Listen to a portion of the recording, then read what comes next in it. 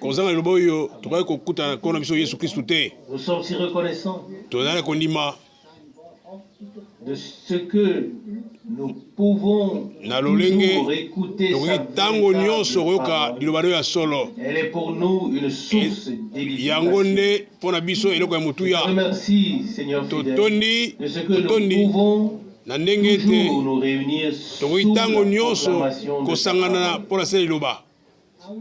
Je voudrais lire une parole Nalingi kotanga liloba moko tirée de Jean na mokanda na Jean chapitre 17 na ye. Jean chapitre 17. Jean 17. Jésus parla ainsi, Yesu alobi boye. puis levant les yeux vers Pe le atomboli ciel, misu likolo il pria. abondeli. Père, Tata l'heure est venue. tango eyei Glorifie ton Fils, tango eyei akokembisa kombo na yo Fils te kumisa glorifie. mwana na yo e mwana na yo akumisa yo. En effet, tu lui as donné le pouvoir Po ete opesi mwana na yo bokonzi likolo afin ya nzoto qu'il nyonso donne na ntina ete éternel apesa bomoi na à seko tout ce que tu lui na as baoyo donné. banso opesaki bango Verset 3. opesaki ye. Or, Oyo misa la vie tolobi éternelle Bomoi ya seko consiste en ce qu'ils ezali te ete connaissent, bayeba yo toi, le seul bayeba vrai yo Dieu, nzambe oyo ya solo celui que tu as mpe na oyo ye otindaki Jésus. Yesu Kristu. Verset 4. Verset ya minei Je t'ai glorifié ici sur nakokombola la kombo na terre, yo et j'ai achevé mpe nasilisi l'œuvre mosala que tu m'as oyo opesaki demandé ngai ya d'accomplir. kosala. Et maintenant, verset 5. Esika wa Père, verset 5 tata glorifie-moi auprès de toi-même, kumisa ngai penepene na yo moko que na je nkembo possédais oyo nazalaki nango auprès de penepene na toi yo avant que le monde liboso ete mokili ezala. J'ai révélé ton nom, Nabimisi kombo na yo aux verset ya misango hommes na que bato tu m'as oyo opesaki donné ngai au milieu du monde. na kati ya mokili oyo.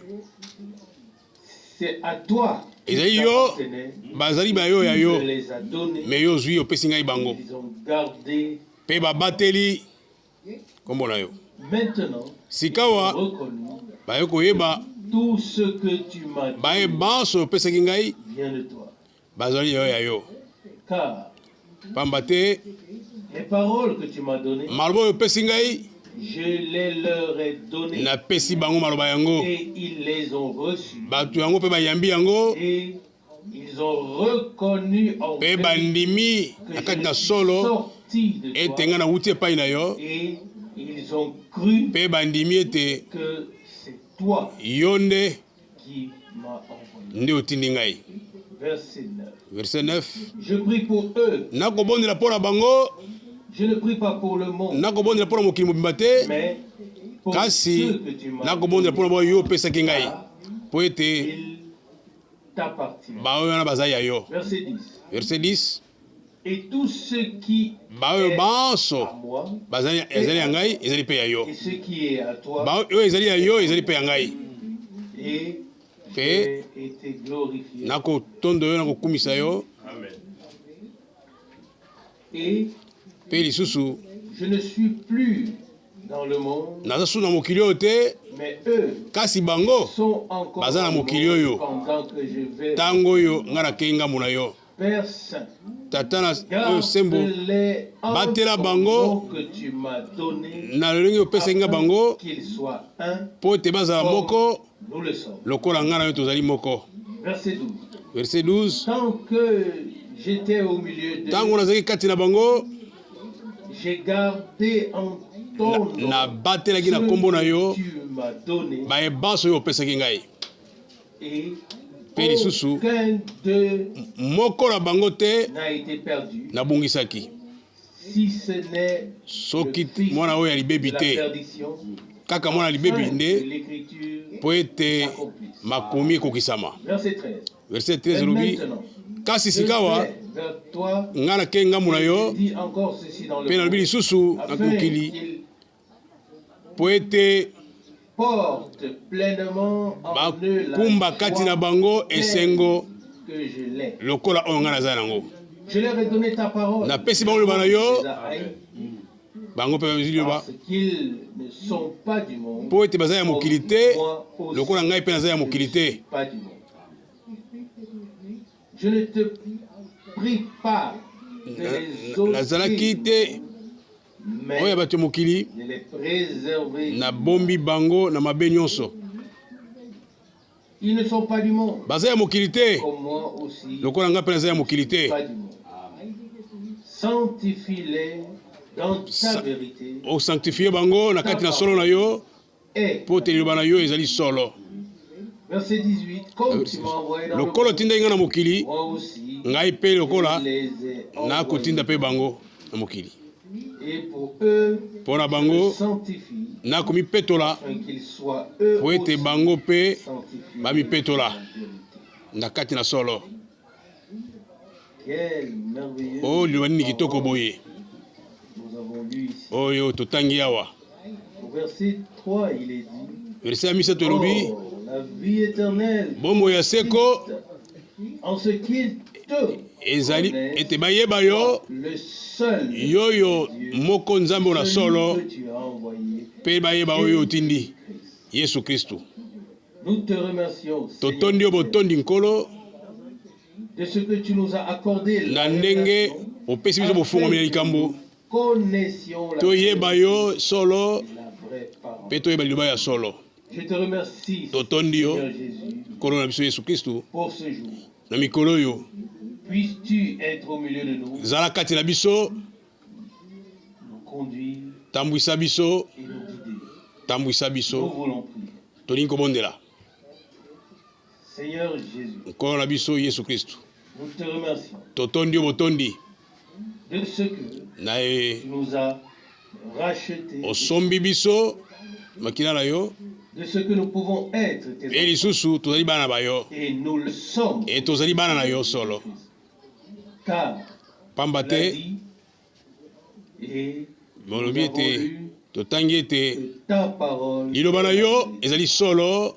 Seigneur fidèle, Nkolo oyo sembo totondi yo, que totondi yo mpo ete sika awa lisusu tu mettras ta parole okotia dans- liloba na yo kati mitema na biso afin que la semence na motindo ete que mbuma tu répands epotama na ndenge ekoki na mitema na biso porter du fruit. mpo ete ebota mbuma.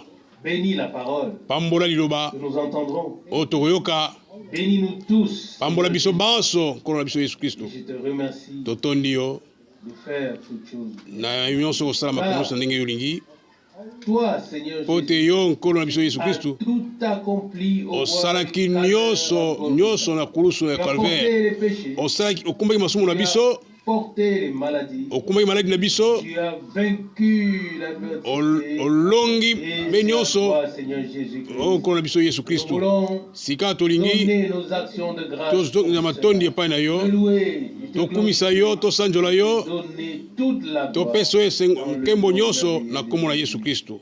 Amen. Amen, amen. Louange et remerciements soient Matondi rendus basanjoli ezonga mboka yo de ce que nous pouvons po ete tokoki koyemba mpe kokumisa et aussi mpe expérimenter. koexperimente makambo na yo, kobika makambo oyo ya yo, Oui, ça fait partie mpe de kosala la chose. ete kosala esengo eloko. Chanter ne nous conduira pas Koyemba à l'enlèvement. ekotinda biso na enlèvement te, Cela nous conduit même koprie à ekotinda biso na enlèvement te, mais ekotinda biso na ba expérience na Nous lobiko croyons, tobika nous kamona prions parce que nous croyons, tokobondela po te kokondima tokosala manso wana. la foi est un don de Dieu. Kondima ezali likambo Et euta nous mboka ne yo, sommes pas devenus croyants. tokomi bandimi te mpo na Nous sommes devenus kondima, croyants pour kasi tondimi Oui. tokomi bandimi mpo na kondima On solo. devrait toujours pouvoir attendre Esengelaki qu'un ntango nyonso croyant tozela expérience na yo croit. kondima. Et le Seigneur Mpe nkolo lui-même ye mei a donné la promesse. apesi elaka Oh, si tu alobi pouvais ete croire, soki okoki kondima tu verrais la gloire de okomona Dieu. nkembo na Yawe. Jean 11, verset 4. Jean 11 verset 4. Psaume 121. Psaume 121. verset 1. Tobandi na verset ya yambo. Je lève les yeux vers les Na montagnes. tomboli miso na nga na ngomba, D'où me viendra le secours? sekour na ngai ekouta wapi? Vient du Seigneur. Ekouta nde epai na Il a nkolo créé les cieux. oyo et akeli likolo mpe se. il ne permettra pas que ton pied chancelle. Akondima te ete lokolo na ngai eningana. Celui qui te garde, po ete ya kobatela ngai sommeille pas. moto akobatela yo akolala pongi te. Celui qui te garde, Moto akobatela yo Israël, moto akobatela Israël le sommeil alalaka pongi te. n'est pas. Alalaka pongi te. Le Seigneur Nkolo est celui qui te garde. azali oyo akobatela Le yo. Seigneur est ton ombre. Nkolo sur azali ta- oyo azali kobatela yo sur ta ntango main nyonso droite. likolo nani oyo Afin otelemi. que le soleil ne te Po frappe ete point pendant le jour, moi ezwa yo te na mokolo pendant la nuit. mpe babutu. Verset 7. Verset 7 Le elobi Seigneur te garde. nkolo akobatela yo Il garde akobatela yo ton âme. akobatela elimo na Le yo. Seigneur Nkolo garde akobatela ta sortie kobima na yo et ton entrée. akobatela mpe kozongi na Dès yo maintenant, uta sikawa mpe na libela libela. Amen.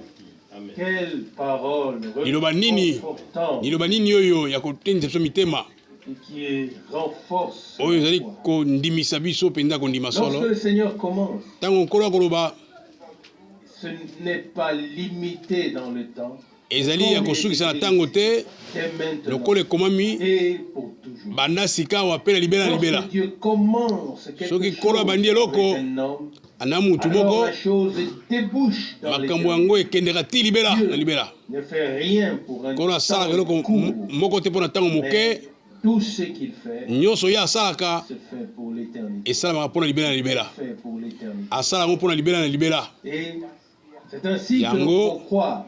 tomokoki Il komona a ete fait tout ce qu'il a fait en toi nyonso asali kati na yo et mpe qu'il kati na fait ngai encore maintenant, oyo akosala so sikawa qu'il le fait pour l'éternité. akosala yango mpo na libela na Pas libela. pour le temps, mais akosala yango pour mpo na l'éternité. ntango te me mpo na libela na libela. Je reprends le verset 7 du psaume tokamati verset 121. 7 na psaume 121 nkolo abatela yo na mabe nyonso abatela elimo na yo Même si des choses peuvent atako nous arriver, makambo okoki kokomela biso garde ya notre cœur. kobatela Et nous le molimo na biso voyons yango tokomona chez Job. na ndenge moko na jobo L'ennemi pouvait toucher beaucoup de choses, mais il ne monguna pouvait pas akoki kosimba toucher biloko la- nyonso me akoki kosimba molimo na ye te akoki kosimba elimo na ye Croyez te. que son rédempteur est vivant. jobo azali moto aza kondima ete mosikoli nde azali Croyons que notre biso rédempteur mpe est tondimi ete mosikoli vivant. Il a azali parlé avec nous, asololi na biso il nous a pris à lui, ebengi biso il nous a epai na révélé ye sa parole, afongoli biso maloba na ye sa volonté. afongoli biso posa na ye ya motema Puisse-t-il sikawa réussir akoki kosala motindo ete na poko oyo à nous parler aloba na biso lisusu lokola tata koloba na bana entièrement à lui, ete tomipesa mobimba afin epai na que ye nous soyons là mpo ete tozala wana esika comme pour une chose qui nous est la plus précieuse. mpo na eloko moko eza na biso ya motuya D'un koleka point de vue terrestre, les na hommes, makambo na se awa les choses bato baza na pour makambo lesquelles ils eza na s'investissent. makambo oyo bamipesaka na yango ntina Et pour cela, mpo na yango aucun chemin n'est trop long, eloko moko ya molai ezalaka aucun prix n'est te trop élevé. eloko moko eza molai te Toutes les circonstances, makambo les nyonso paroles, esalaka eloko quand te ils ont le cœur po dans ete quelque motema chose, nyonso eza na eloko wana entièrement. basala yango mpe C'est na ce que motema nous mobimba voulons être pour le Seigneur. yango tolingi kozala mpo na nkolo Entièrement pour Jésus. mobimba mpo na nkolo yesu Entièrement kristu pour lui. mobimba na biso mpo na nkolo Ainsi, yesu nous voulons bongo nde tolingi traverser la vie. tokatisa bomoi na biso Faire à moitié Tomi- nous apportera tosala eloko ya moke ekoka biso te eza malamu te tolingi kozala mobimba mobimba biso baso ya nzambe Il s'est décidé ye totalement andimi pour nous. ete C'est amingi donné biso na motema totalement mobimba pour nous. C'est sacrifié amipesi totalement mobimba mpo na pour biso nous. Totalement. amipesi mbeka mobimba mpo na biso na ndambo te me mobimba Totalement. Mobimba. Avec tout ce qui était en lui. na nyonso ezalaki na ye C'est ainsi que nous yango aussi mpe biso esengeli devons nous mettre à tomipesa sa mpe disposition mobimba mpo na ye tout ce qui est en lui. oyo nyonso ya biso tomipesa mobimba epai na ye Laisser un peu totika ici, ndambu un te peu ndambu awa là-bas, te ndambu aboye serait te ensuite destiné à lui, no me esengeli na biso mobimba na biso tomipesa epai na ye tout entier. oyo biso mobimba tomipesa epai na Plus ye la venue du Seigneur mpo ete boye na nkolo approche, eyebelema plus il devrait être important mpe pour nous ekomi na motina mpo na biso entièrement tomipesa mobimba à lui. mobimba epai na ye Nous aussi, biso mpe lokola na poko oyo ouvrons les yeux, tofongola miso na biso totala et nous savons toyeba ete qui vient notre secours. nani yango akoyela biso na secours Au verset 2, il est dit, Verset ya mibale elobi, Psaume Psaume 121, 121, vient du Seigneur. ete lisungi na biso ekuta na nkolo les cieux et la terre. oyo asalaki likolo mpese Ainsi donc, mpo na yango un Dieu fort, nkolo oyo ya un makasi Dieu oyo ya nguya tout-puissant, qui a amené à l'existence oyo amemi toutes choses, oyo asali makambo ezala ye si mozalisi ceux qui ont déjà tourné bao quelquefois dans banso l'espace basi batambola na mopepe bayebi ete devait y avoir une telle majesté derrière. bakokoyeba monene likambo ndenge ezali Mais au lieu de le comprendre, ole ete basosola l'un d'eux a dit, moko na bango alobi nous n'avons pas vu Dieu. tomoni nzambe te Oui. Sinon, Solo. on peut rencontrer Dieu. mpo na kokutana na nzambe Autant dans l'espace, mpo na mopepe na on mipepe le rencontrerait. okende na mipepe Si ce n'est seulement que les hommes qui okoki peuvent aller kokutana dans na nkolo l'espace. kaka Non.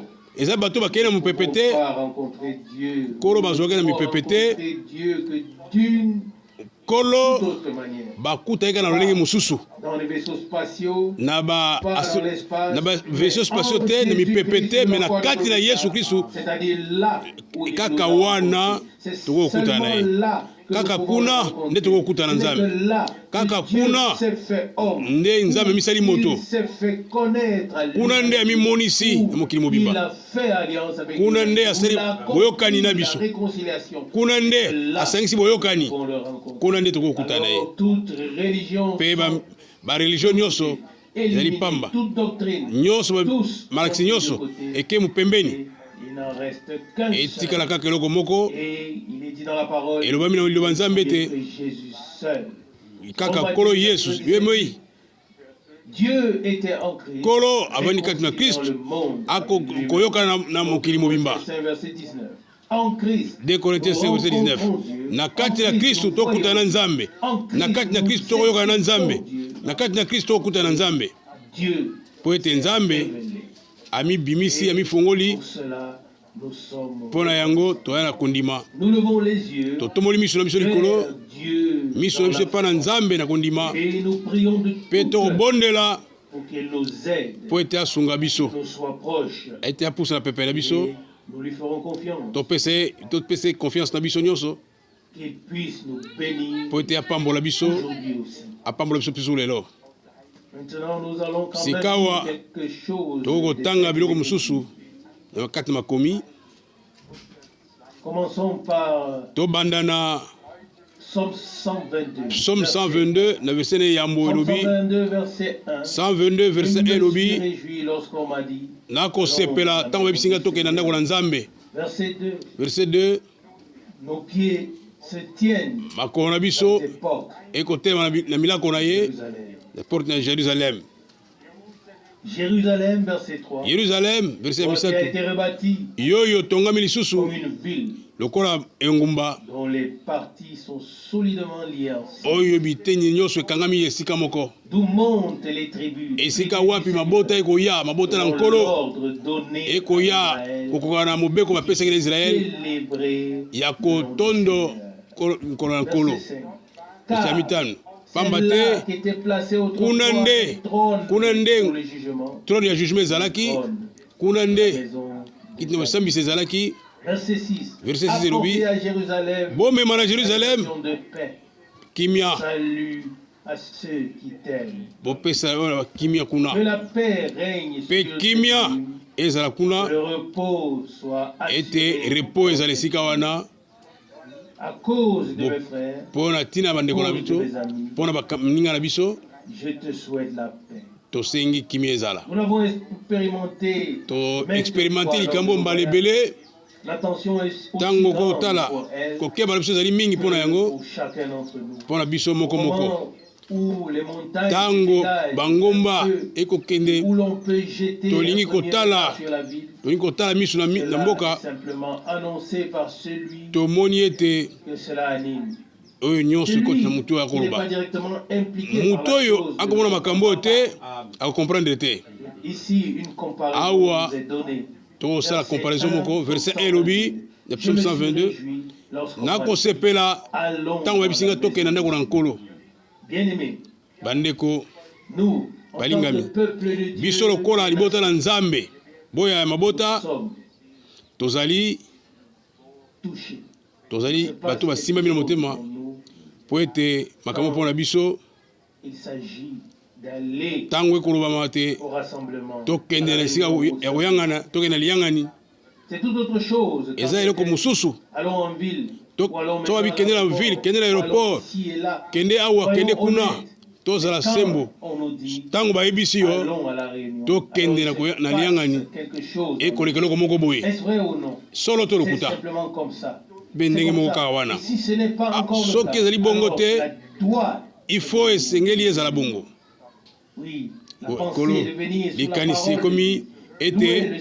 liloba oyo nkolo koyoka nkolo koloba na biso oyo aza nango mposa koloba biso banani po te nkolo aloba aya koloba na biso boyokani ya biso na nkolo soki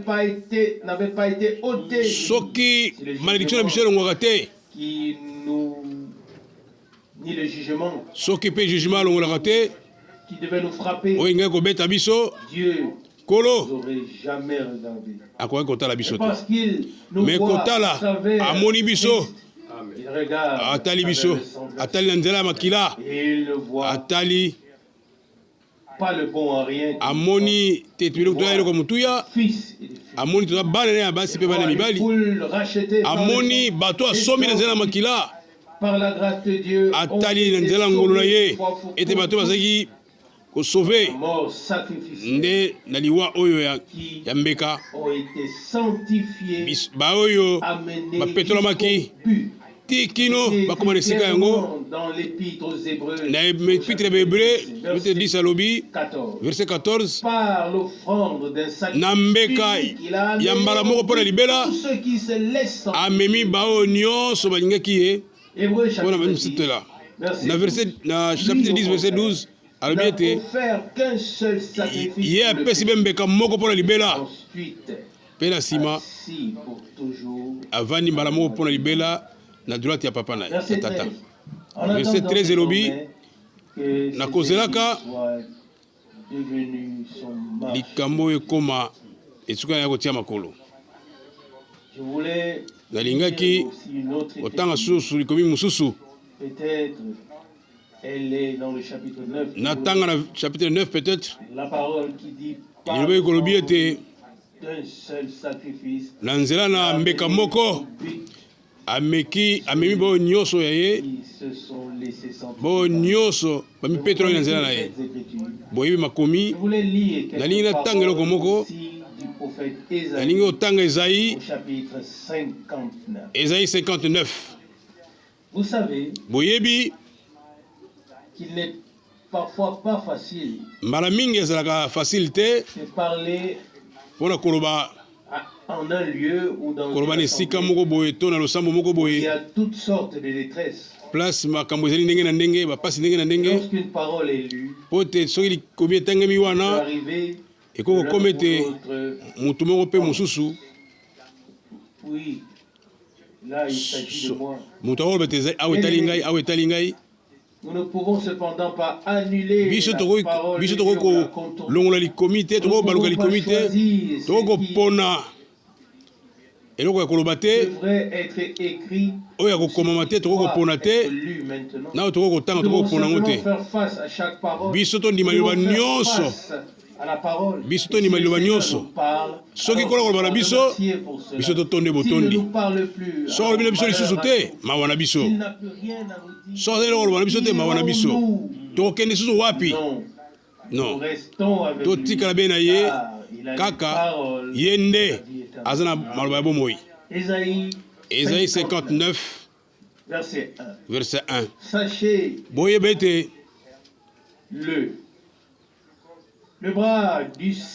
loboko na nkolo ezali mokuse te po ete esimba mpe litoi na ye ezali bongo te eyokaka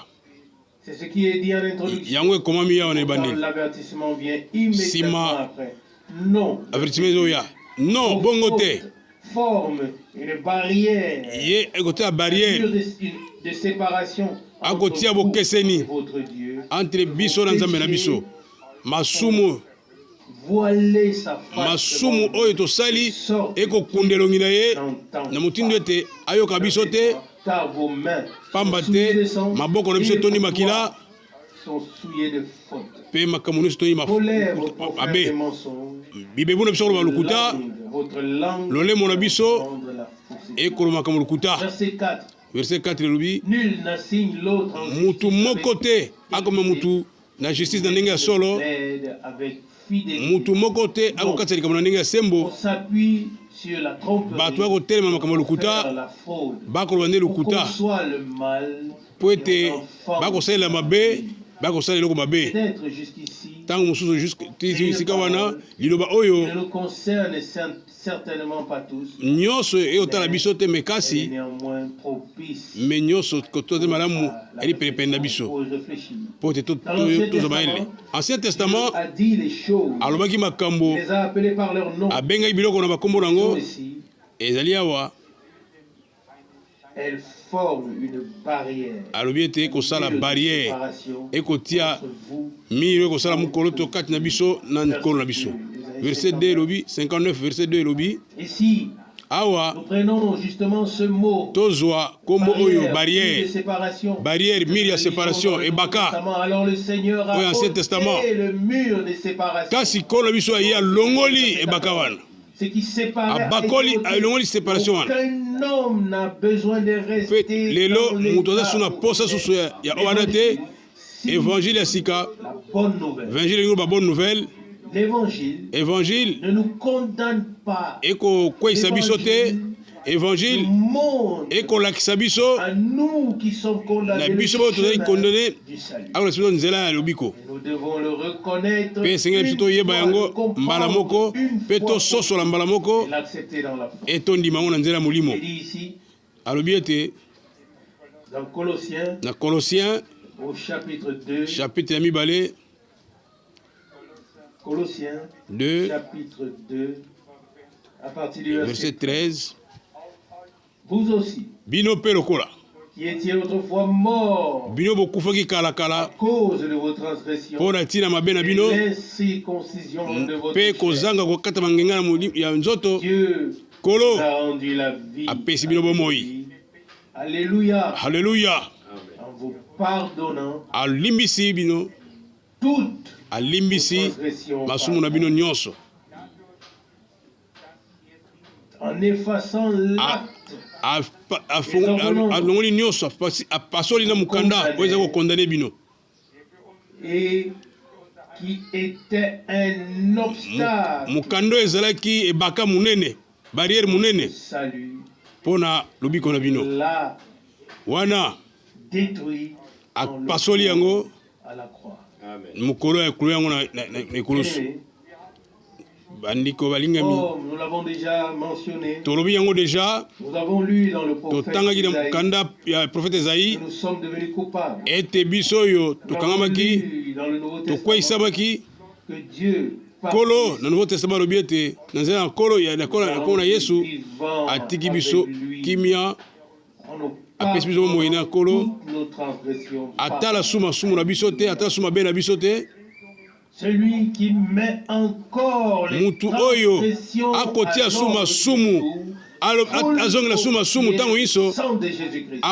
akokwesa makila na Yesu Kristu, asosoli te sali elingi oloba nini mpe boyokani elingi oloba nini mpe bosombami elingi oloba nini. Lorsque nous étions encore, Ntango tozalaka lisusu makomi elobi, lorsque ntango tozalaki nanu nous baenemi, n'existions même pas encore, ntango tozalaki nanu toye te na nous a mokili, acceptés par kolo Dieu. andimaki Il a biso, fait de nous des fils et des asala biso tozala bana na ye ya basi mpe bana mibali. Nous devons kati na une fois kolo. pour toutes Esengeli mbala moko mpo na libela prendre devant la face tososola liboso na Nzambe que l'accusateur ete moto afundaka bandeko absolument pas le droit aza na ntango so akofunda bandeko te, accuser les élus de Dieu selon Romains 8. akofunda basali na Nzambe ndenge Rome 8 elobi. Et là, lui qui les a justifiés. Me nani yango akofunda lisusu mpo ete moto ajustifie azali wana. Nous pouvons lire dans Romains Totanga na Romain chapitre 8 8 verset 30, verset ceux 30. qu'il a justifiés, baoyo ye ajustifie bango, et asanctifie il bango, leur a aussi donné la gloire. apesi bango mpe nkembo na ye. Pourquoi nous Mpona nini? tourmentons-nous et nous Mpona nini lisusu? torturons-nous? Mpona nini so miboma lisusu? Parce que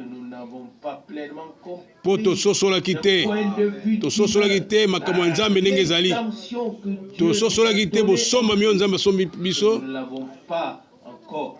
tososolaki yango te mpe tondimaki yango te na ndenge ya kondima bayo banso bandimi boyo bana Nzambe mbala moko mpona libela kobanda na ebandi mpe na nzela ya suka exigence eza lisusu te moko na biso aloba so eloko mosusu te mosala ya kokondane biso nyonso apasolaki nyonso apasolaki mokanda wana ekondane biso solo mokanda eza kofunda yo mokanda eza kofunda ngai apasoli yango apasoli nyongono esi efutami mokanda epasuki nani lisusu ako kofunda yo sikawa tososoli sikoyo tocomprendre nani yango lisusu akofunda biso ti lelo tondimi lisiko na biso tondimi yango na ndenge ya mayele mifi kondima yango na ndenge ya molimo tondima yango na ndenge ya kofungwama na nzela ya liloba na nzela ya mobeko na Nzambe tososoli te redemplo mobimba mpona yango tokobanza ete tokobakisa kaka likambo moko tokobakisa su likambo moko kati maloba oyo ya Colossiens elobani na biso polele ete bino mpe lisusu oyo mbala eleki bozalaki bato bokufaki na nzela masumu na bino mpe na incirconcision kozanga kokata bangenga kasi Nkolo apesi bino bomoi alimbisi bino alimbisi masumu na bino alimbisi masumu na bino nyonso po ete ye alimbisi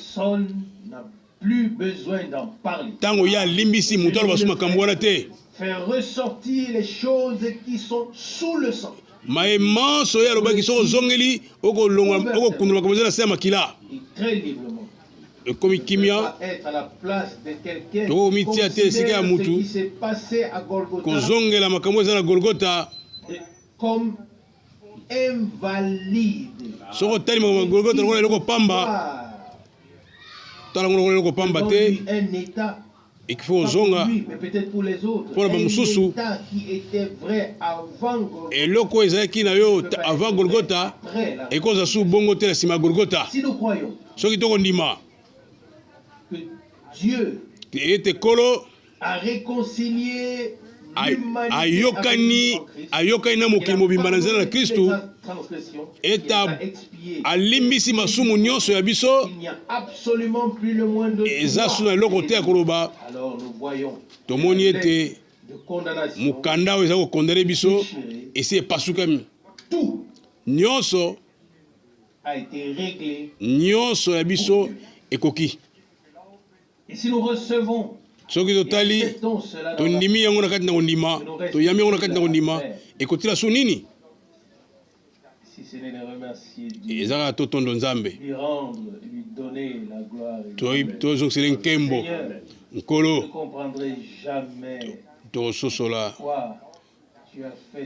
mpona nini osalaki bo mpona biso nani ekokomprendre nani ekondima kosala mpona ngai mpe likola omonaki ngai liboso te nazala lokola David akomi na psaume 139 verset 16 oyebaki ngai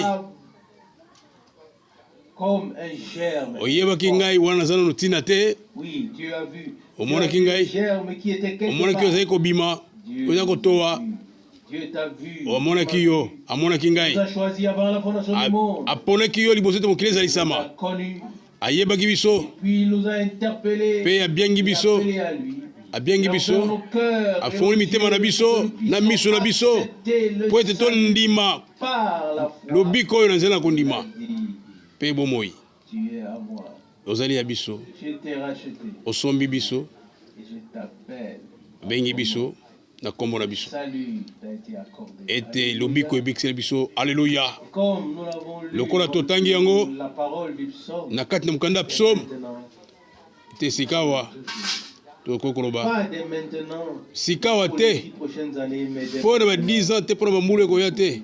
Mais pour na libera na libera. n'est tout de même pas un homme Kolo azali mutu te pour te a changer likanisi. à la chaîne. A Non, changer les likam. décisions de Dieu sont éternelles. Likambo na Nzambe za ya libera na libera. Heureux l'homme qui fait Esengo saisir cela na dans mutu le ko sosola makambo ya Nzambe na nzela molimo. qui prend réellement Oya kondima makambo oyo solo solo. Oya kozwa makambo na kati na motema. avant que je n'existe, Liboso ete nazala. avant que je n'ai pu faire quoi que ce soit, Liboso ete nasala soki nini soki pe nini. Kolo amonaki ngai. et m'a pardonné. Epi alimbisaki ngai. De la même manière, Na lolenge moko il est aussi écrit que le ekomami Seigneur lisusu ete réveillera mokolo mosusu les morts. akosekisa bawei na kati na Kristo, na kati na bango La elongo na Kristo. plupart de ceux qui pensent que Baoyo bakokanisa Jésus est ete venu Kristo aye deja n'ont certainement pas remarqué. bango basosoli te makomi mosusu. Dans 1 Thessaloniciens chapitre 4, Na 1 Thessaloniciens chapitre 4 verset 14 elobi car aussi certain que nous croyons que Jésus est mort, lokola toyebi ete kolo akufaki mpe il asekwi est tout aussi certain que solo par mpe Jésus que Dieu na nzela na Kristu ramènera avec lui. Nzambe akozongisa elongo na Kristu boyo nyonso balalaki na kati ya Rien kolo. ne se fait dans le royaume. Soki Yesu te eloko moko esalema Tout te. se fait avec lui. Nyonso ekosalema kaka na Yesu. Nyonso alors nyonso ekosalema na Comme Yesu. cela nous est révélé. Ntango wana nyonso efongomeli biso Alors nous comprenons tososoli ce ete que Paul maepolo alobaki veut dire. oyo akoki kokoma mpe akoki koloba J'ai ngai été crucifié avec Christ. nakufaki elongo na Kristu, J'ai été enseveli avec lui. bakundaki ngai na ye elongo Ressuscité mpe avec lui. nasekwi na ye elongo. Oh, Oh, nouvelle vie. Alléluia. oh, alléluia. Tout s'est passé en- Nyonso esalami bongo. Mais en toute humilité, Kasi nakondima nakomikitisa nyonso lorsque na le Galate temps ekomi fut ete accompli, ntango ekokaki Dieu kolo révéla Afongoli en moi son Fils. na nyonso wana epai na mwana na ye 15-16.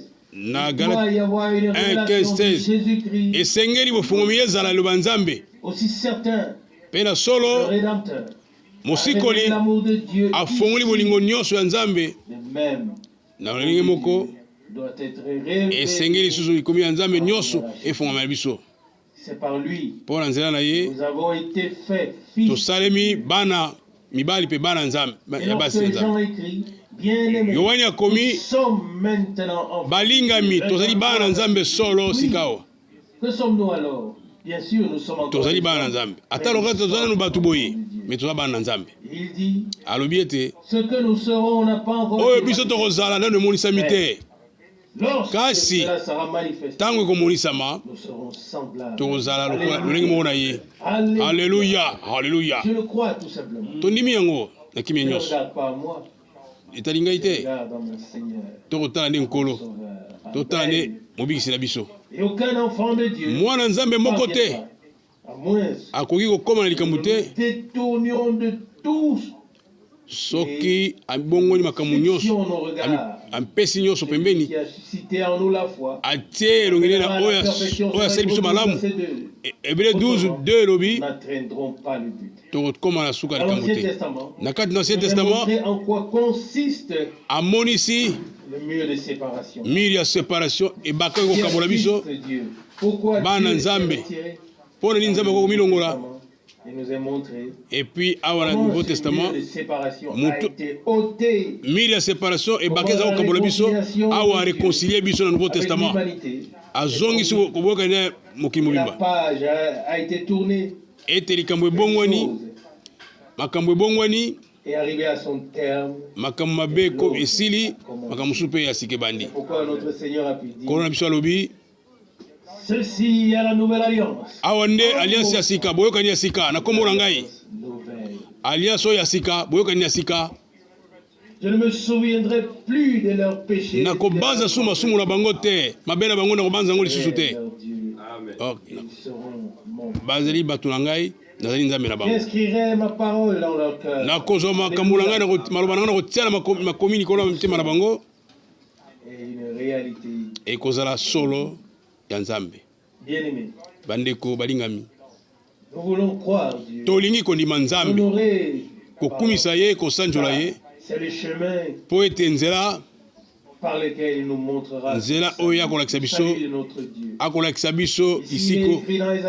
Ekomi na Esaïe 59 verset 3, maboko na bino etondi makila, bibebu na bino ekoloba lokuta, lolemo na bino ekolobaka lokuta. Verset 4 elobi mutu moko te akotinda ndeko mosusu na justice na ndenge ya kofunda na sembo, akofunda na sembo te,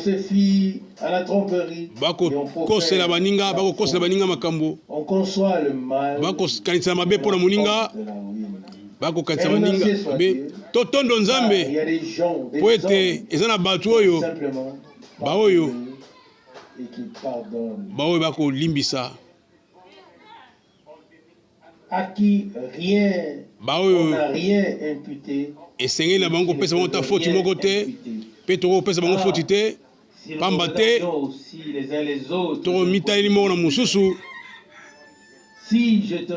Soki natali yo ndeko na nga mobali, ndeko na nga mwasi, to natali outa neti na ngolu, nakotala yo lokola mutu akalakala wana te, nakotala bongo te, nakotala lokola mutu oyo olimbisami mpe oza na boyokani na nkolo, lokola mutu oyo oyo nzambe asauve. Yango tolingi komitala bamoko na bamosusu lokola boyo ya nzambe. Totondo nzambe nkolo Yesu andimi biso, andimi biso na mawa nyonso, akotala biso mabe moko te. Na yango mutu mbala mosusu alimbisaka bato te, abosalaka noki, akobosala lika moko lika mosusu, akomisa lika mosusu, atiki lika mosusu, me mpo na nkolo eza bongo te. Nkolo azwi masumu na biso nyonso, mabunga nyonso, abwaki yango na ebala na kobosana. Na se na makila oyo esopanaki, makila mwana mpate, po ete makila mwana mpate esopanaki, boyokani ya mobimba ezali ngolu. Toza so na ntina te ete bakomplete yango, babakisa lisusu lika mosusu. Esala experience komona ete biso esengeli mbala moko mpona libela kondima koyamba kati na kondima makambo oyo, totala bonene ya lisiko ya nzambe, totala yango mutu na mutu na ye moko. Nalobi na bino yango ekosala biso, ekosala ete toloba nkolo biso ko banani po ete osala biso boye, osala biso makambo minene boye, biso ko banani. Yango wana ekosala ete kienemi ezala te, kienemi tozali nango elongwe. Romains chapitre 5 ekomami oyo ezalaki na biso ntango tozalaki nano baenemi. Romains chapitre 5 verset 10. Po ete ntango tozalaki lisusu baenemi ya Nzambe, tozwi boyokani na biso na nkolo na nzela na Yesu Kristu. Bongo sikawa awa kotuzwi boyokani na ye, tokomona susu lisiko na biso na nzela ya nkolo. Verset 11 lisusu tomikumisa mpo na nkolo na nzela na nkolo na biso Yesu Kristu, na nzela wapi tozwi sikawa, tozwi boyokani ya biso na nkolo. Alleluya. Tokotanga kokoba Après tout, ce sont toutes les paroles. Nyonso, baloba nyonso toyebi yango malamu. Encore le verset suivant, Yoka verset landi 12. Na yango, que par un seul homme le péché na nzela mutu moko nde masumu ekotaki, par le péché la pe na nzela lisumu liwe ekotaki. Et qu'ainsi Pe la lisusu mort s'est étendue sur tous les hommes. liwe etamoli na bato nyonso Tous ont po ete péché. bango banso basali lisumu. Plus tard, vous pourriez lire la suite Eto tangi na sima qui montre que Et par comment il un s'était homme, Nanzala l'acte mutu de moko. notre Dieu nkolo na a biso également été manifesté. kuna nde kamonaki tokotanga lisusu Et plus précisément au verset tokotanga na verset 13 15.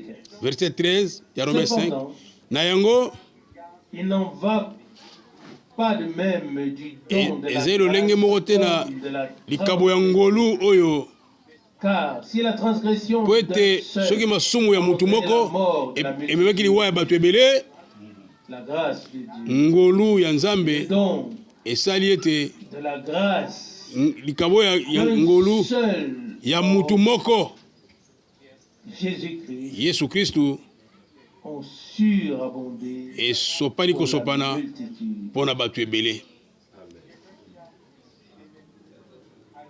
Vous pouvez lire ces passages Okotanga yango, tous dans leur contexte. okotanga nyonso makomi nyonso oyo na lolenge nango na ndenge ekomami. Nous est arrivé à tous Et par comme il Adam, biso nous banso, savons, et personne n'a Nzala pu Adam. de nous en faire Epe mutu moko ta koloba na biso, comprendre. mutu moko l'exception yango lisu te. Et nous savons aussi Et ce qui toyebi nous a été ete, accordé à tous biso par toyebi le biso Christ. nyonso te na nzela na Kristu ndenge nini ekomeli biso. Que nous avons été retirés par Tolongwami. Dieu domaine Tolongwami na kote wana na nzela na Nzambe, des enfants des hommes bana ya bato. devenus des hommes. Tolongwe bana ya bato po tokoma bana na Nzambe. Ce qui était loin Oyo ezalaki sont mosika devenus proches. ekomeli biso pene. L'inimitié a été ôtée. Kozanga boyokani Nous avons elongwe été réconciliés sikawa par la boyokani ekoti par grâce. na nzela na ngolu. Si nous saisissons Soki cela, tososoli makambo oyo na ndenge ya kondima, que nous restait-il à faire ekotikala so nini? sinon d'offrir Esikaka kaka na motema mobimba totondo Nzambe botondi, totondo ye pour botondi le grand privilège mpo na nyonso asali biso que nous avons de pouvoir oyo asali ete tososola le plan de mpe salut. tokata ntina ya mwangu na Que nous ye puissions accepter l'offre mpe de grâce tondima de Dieu pour nous ngolu na ye mpo na personnellement ntina na biso et dire, mpe toyoka yango mpo na biso. Kolo c'est ainsi yango fait. asali mpo na biso, mpo na ngai, mpo na yo, Il en est ainsi. ezali bongo, Cela demeure ainsi etikali bongo maintenant lelo l'éternité. mpe libela na Il a libela. fait des fils d'hommes, Asali biso oyo tozalaki bana fait bato, des fils de akomisi biso bana na Dieu. Tu as Nzambe, fait des hommes qui étaient perdus. Tu as bato fait babungaki, des sauvés. akomisi biso bato oyo bazali sauve, Le mur de séparation a été ôté. oyo ekabolaki biso meri ya separation Dieu elongwe le rétablir. mpe azongisi boyokani na nzela na Nzambe. L'a ôté. Kolo alongoli ya mabe, Veut le rétablir. ye nde aretablir kimia, Il n'est pas du côté de Dieu. aretablir yango na ngambo na Nzambe. C'est un adversaire. Un adversaire, Monguna, et je le répète expressement, monguna nakozongela likambo oyo monguna a tout kolo ôté. alongoli nyonso ya mabe na nzela na kondima. Mais celui qui veut rétablir le Me oyo alingi kozongisa makambo oyo wana mur ya separation wana conciliabilité. oyo akosala ete bato bazanga boyokani, La haine. oyo akozongisa lokunya, Qui était avant, kozongisa oyo ezalaki kalakala, de l'autre côté, ezali moto ya ngambo esusu, et non eyali kolo te, côté divin, kote ya Nzambe te. se tiennent Kote tous ceux qui ont awa été ezali boyo nyonso bazalaki ceux qui ont justifie, été graciés, boyo nyonso bazalaki ngolu, boyo nyonso bazali boyokani, expérimenter le bango bako expérimenter mokolo na mokolo salut na bango. Où nous situons-nous ce soir? Tozali wapi na poko asika? Où te situes-tu? Tozali ngambu nini? Ozali ngambu nini? Est-ce que tu te situes du côté Yo ozali ngambo quelque chose s'est liboso passé, ete likambo moko boye ou esalema, tu es venu du côté de la to croix? te oza na ngambo ya Pas kondima seulement avec intelligence. na mayele te. Ça Awa qui est déplorable par ezali mawa mingi, mawa mingi na batango bandimi ya tango oyo. Esiko kososola, kososola ndeko Branham tango koloba. qu'en se convertissant, na kobanga n'aille tango bato bakondima mingi bakokende na assemblée bakokóma na Kristo bakosuka kaka na assemblée bakokóma na Kristo te bakoexpérimente expérience na bango bakosala expérience na kolo bango moko te. Kolo alingi amilakisa epa na biso alingi ete biso to expérimente ye tokanisa Golgota na lolenge ya sika toloba ete merci nkolo, merci nkolo mpona nyonso osali mpona biso, solo nyonso osali mpona biso. Makila expiation na basumu nyonso mokanda eza kokondane biso esi epasuki nyonso efutamaki efutami mpona basombami uta sikawa mpe libela na libela toza baoyo ya ye. Bokamata makambo na bopete te, makambo totangi bozongo na bopete te, totika yango ekota biso na mitema na nkolo na biso.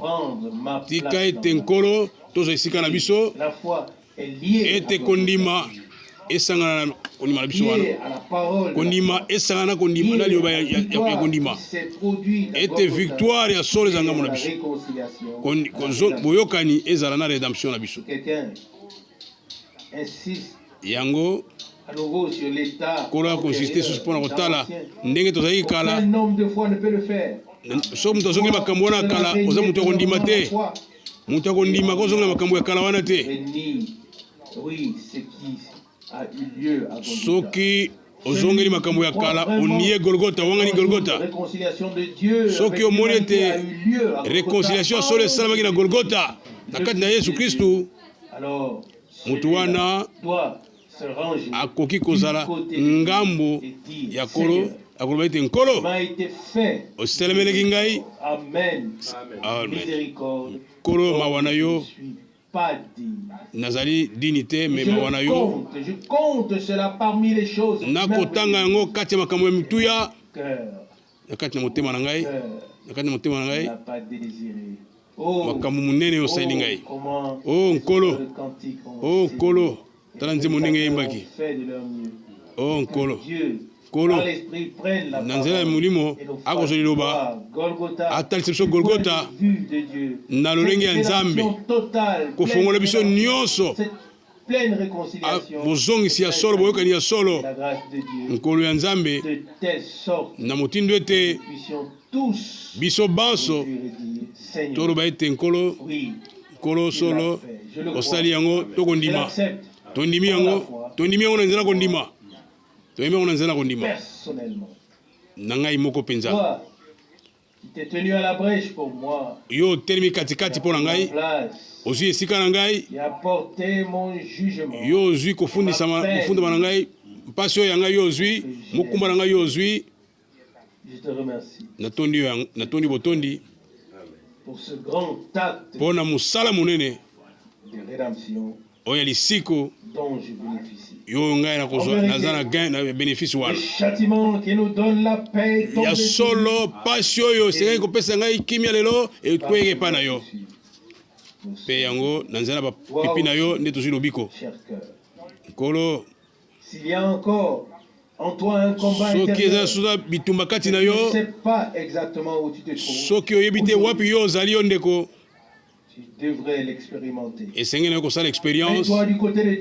Mitianga muna Nzambe yaka na sele ekulusu ondima otala Nzambe asali yo na nzela na Kristu mpe kotala suna nsima te, ndima na nzela yamba yango na nzela na kondima ete yo mpe oyokani na nkolo, ete nyongo ya yo efutama, masumu na yo elimbisami mpe yo Nzambe akoloba nde na yo nyonso asalaki mpo na yo, evre monene asali mpo na yo. Mapamboli ya nkolo esopela na biso banso. Amen. Totelema mpe tobondela.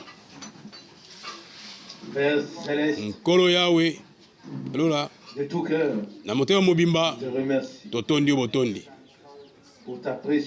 mpo na liloba na yo oya mutuya Seigneur, nkolo ton serviteur Paul mumbona Paulo a dit, alobaki le ministère de la réconciliation nous a été mosala ya réconciliation ya boyokani epesi na biso et nous crions aux yango hommes, tokoloba na bato laissez-vous réconcilier avec botika boyokana boyokani ezala kati na bino kolo cette réconciliation, boyokani oyo cette rédemption.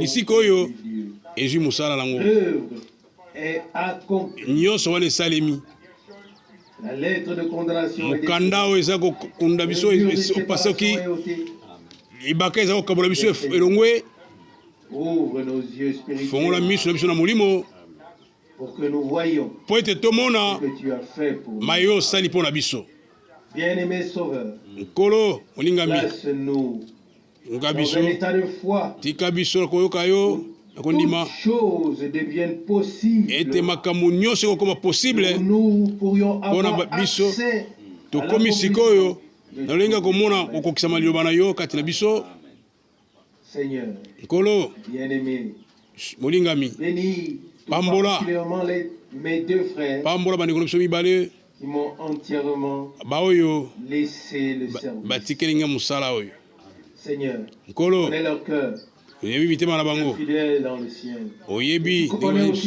oyebi motema na ngai Comme je leur ai demandé. lokola nasengaki bango Seigneur, nous te remercions totondi yo ensemble botondi elongo de ce que nous pouvons nous estimer na motindo ete tokokoloba bamoko na bamosusu les autres basusu plus que nous-mêmes, lokola biso moko afin de te pouvoir te servir kotonda yo ensemble, biso maso tosalela yo na nzela moko paroles précieuses, topesa maloba ya tina maloba ya tina yo opesi biso o nkolo que cette proclamation soit liloba oyo accompagnée d'une etangama confirmation. endimisama na yo Fais-le ce soir, sala yango na poko ya fais-le sika aujourd'hui, sala yango lelo que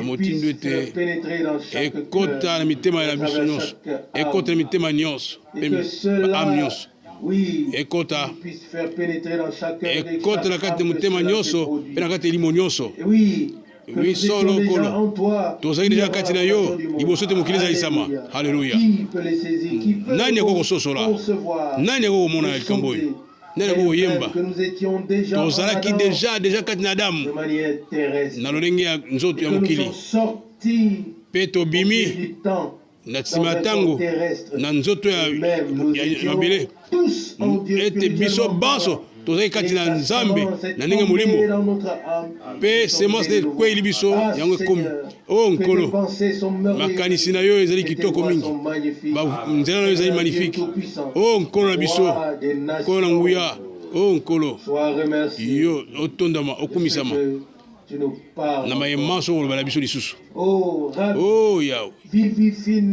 tondisa biso susu pesa biso molimo na kobondela pesa biso ndenge kosala sunga biso tondima baepreuve mpe ete topesa susu mpasi te nkolo ete topusana epe na nkembo na yo nkolo balingami olingami pambola biso banso baoyo bayaso na bitumba ya kati nano basosoli te bakati nano ntina te yela bango na lisungi lamuka lisusu kati na biso tobondeli yo mpo na baoyo banso boyoki yo to bayoki deja liloba na yo me kasi basosoli yango te esika nini bazali nkolo salela bango sala ete bayoka yo toyebi ete yo kosala su ya minene tia biso na esika na esika oyo oyo ya kondima yo korekonetre yo salela biso yango o nkolo okela na yo liloba na yo na molimo na yo esala mosala kati na biso mpo na nkembo lukumu ya kombo na yo santu halleluya amen amen amen